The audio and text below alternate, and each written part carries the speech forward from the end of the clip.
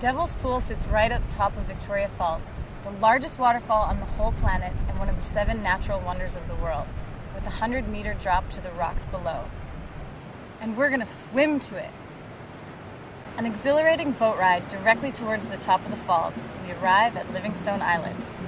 A short walk with our guide Omega, and we stand in the exact spot where David Livingstone first viewed the falls in 1855 and exclaimed, "Scene so lovely must have been gazed upon by angels in their flight." The width is 1,700 meters wide, flowing 3,000 cubic meters per second.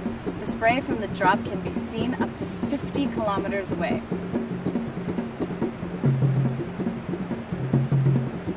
Our guides helped us over the rocks, taking care to show us where to step. And then we began to swim. It was so incredible to be swimming at the top of the waterfall. Not just any waterfall, Victoria Falls.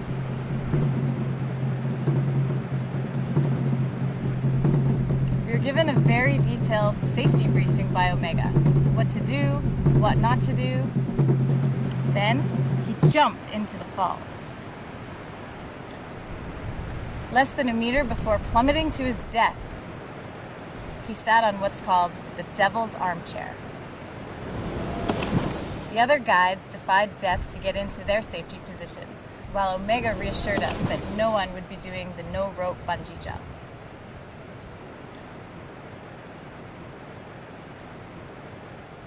Then it was our turn.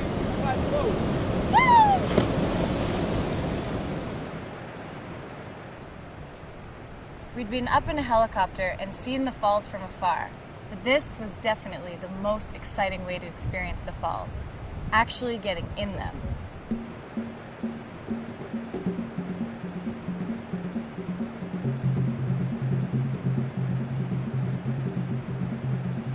Not many people can say they've seen Victoria Falls, and very few people can say they've truly experienced it like we did.